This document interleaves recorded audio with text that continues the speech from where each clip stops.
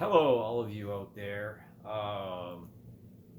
I've been putting this off for a very long time, and I haven't done a movie review in quite a while.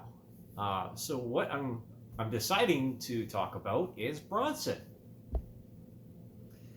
Now, the long and the short of it is that Bronson is, of course, Britain's most notorious prisoner. He is still incarcerated as of this recording. And yeah, as far as the movie goes, that's what I'm going to start with here. Um, because I don't know what Bronson fucking wants.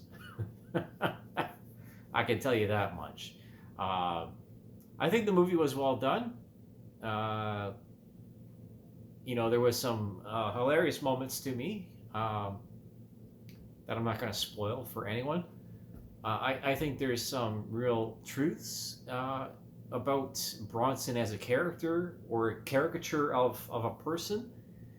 Um, I think one of the best moments is when he discovers art and he learns how to express himself in a way that doesn't involve punching people in the face or smashing people's genitals or taking hostages or so on and so forth, smashing people over the head with strawberry jam jars, etc. Um, Bronson's not, at least from my short and very shallow research, he's not a quiet dude, and I don't think he would ever be able to live a quiet life or something that would be considered within European society or civilized society as something sensible. I think Bronson would be better suited to a life of fighting bears in Alaska. I think that would be a good professional choice for him. Uh, because it just doesn't seem like um, it doesn't seem like he wants to be sensible. I don't think that was ever in the cards for him. Um, I've met some people that are like Bronson in that they enjoy the scrap. They look forward to it. They go back out to the street and they're like, I don't want to be out here. I want to be in jail again. I want to be in my hotel room. Um, there are people like that. They actually exist, and they will keep on committing repeat offenses until the cows come home. They will die in jail. They will. Even if you gave them furlough or you gave them opportunity, say, what was it? You give them an armistice or some sort of release towards the end of their life so that they could see the sunlight and breathe fresh, free air. I think that they would just do it out of spite, out of not a character flaw, but just something that doesn't quite click, right? I read that Bronson was diagnosed with antisocial personality disorder. So that's very close on the spectrum to psychopathy or borderline. And that he was committed in a high security psychiatric hospital. More than once, actually. And as if there was no other place for him. And you know what? There's also, I read that there's a Britain's most or notorious female prisoner, and she has 3 children. So there's hope for everyone.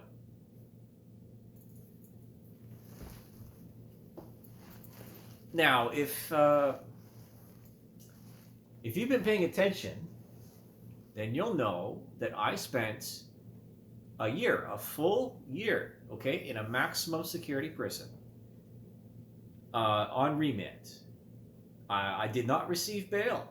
I couldn't get someone to be my assurity. I was nonviolent. I didn't push anybody around. I didn't assault anybody. I got into a couple of fights. I could take a few punches. I got beaten up by the guards, right? Unprovoked. Unprovoked. Let's be honest about that. I had 5 prison guards on top of me. 5 of them. Okay? They broke my ankle. And they called it a slip and fall. It was not a slip and fall. It most definitely was not a slip and fall. I witnessed another guy purposefully walk up to a prison guard. Actually, I didn't see this directly myself. That's a white lie. But I was in the vicinity. It was in the same block. I heard it going on. Right? Walked up to the prison guard. There's some words exchanged. There was a previous relationship. He just whack right across the face, and all hell broke loose after that. Right? They tossed the cells. They took all our possessions. Right? The usual stuff. The strip searches, separations. A bit of a shuffle on who's on the block or whatever else. I did not enjoy prison. I did not. But I didn't let it break me either. And I think that's something to comment on about this. That's of this movie. The essence of this movie is that there's just some people out there that cannot be broken and will not ever, no matter what concessions or deals that you make with them, ever be a part of mainstream society. They do not understand anything other than the language of violence or the threat thereof. And some of them, they see themselves or they see violence as a means of creativity. So the only way to deal with them is to put them away and to give them exactly what they want. And what they want is to be isolated. They want to be alone. They don't want to have to deal with other people.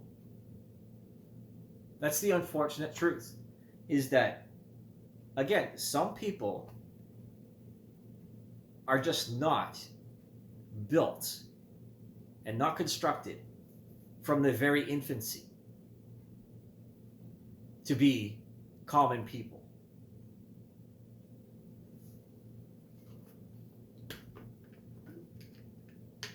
So the eventuality of these people is that they're either given the nurturing or they're given the correction.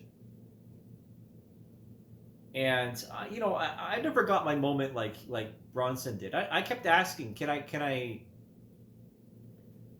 want to be able to play chess with the warden or the whatever is the title is for the prison. I don't remember exactly, the secretary or whatever else. I never had my moment. I never got to play chess. But I'm playing chess right now. I got to play chess with other prisoners. I certainly did. I had some of the best chess matches I've ever had in my career of playing chess. In prison.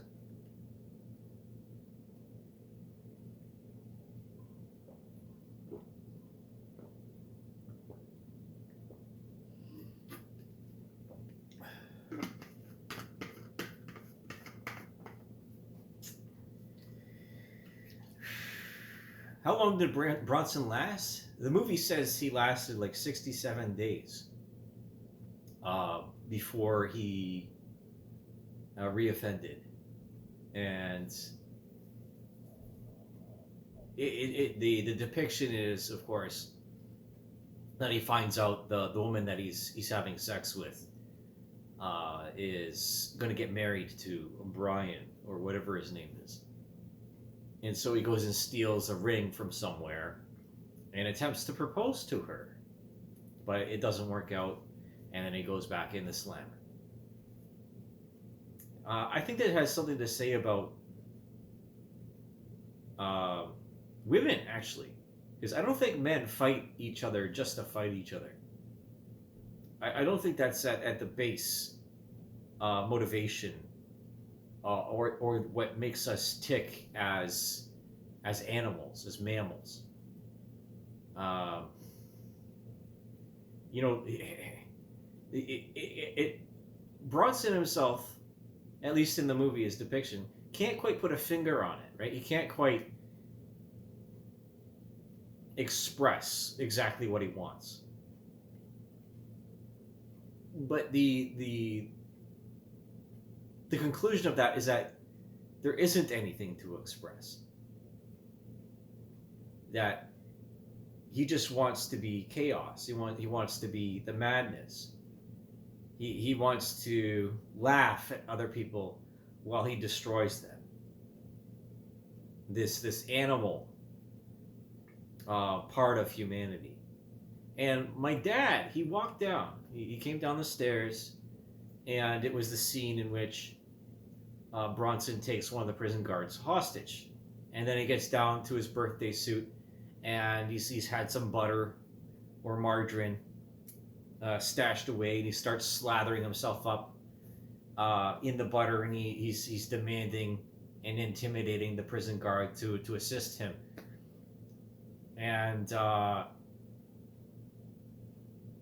you know that, and we had some comments. We had a back and forth, and he says, "I don't know how you can watch that garbage." And he's like, "Turn down the swearing." And I'm like, "Father, I'm an adult. I can make my own decisions." And I said to him, vulgarity is a part of life, whether we like it or not. There's just some things that are non-negotiable. And that's some opposition that I have with my father, and I recognize this. But at least I can talk about it. You don't see me going around raping babies or stabbing puppies and decapitating women and skull fucking them on the Greyhound. There is objectively people out there that are pieces of shit. And there's people out there that just don't have the faculties to exist within the common people. And one of my other thoughts about this, as I'm doing this, I'm just talking about this without any kind of rehearsal, dress rehearsal, or any stage that for which I can speak from, is that I think that if Bronson was in the military, I think he would have made a fine soldier. I really do. I think he would have been a terror on the battlefield. He would have been one of the most fearsome fighters to ever hold a rifle. That's what I think about him. I think that if he was given charge, that he could lay waste to an entire regiment by himself.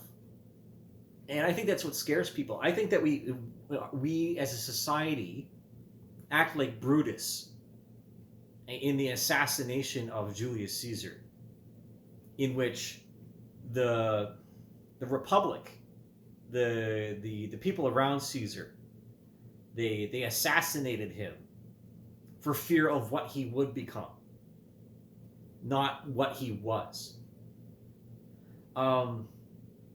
As far as releasing Bronson, I think that he would be best suited to a place for which he could honestly fight bears. as his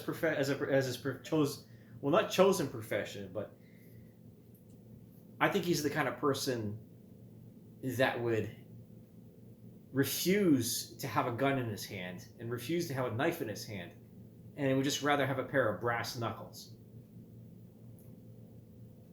That's what I think about this guy.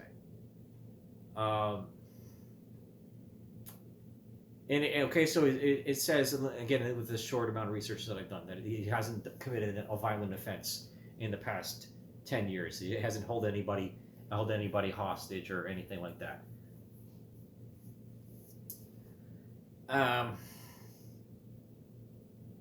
Yeah. I don't know. That's not really my call. Would I release Bronson? I think I would release Bronson on another country, not my own. That's what I think Bronson deserves. I think he deserves to be wild and free in a country, in a place where he can fight his way to the top and then die a warrior's death. As far as my stint, again, on remand means no release date. No release date. I should have been in and out of the prison within a week. And there were summary charges.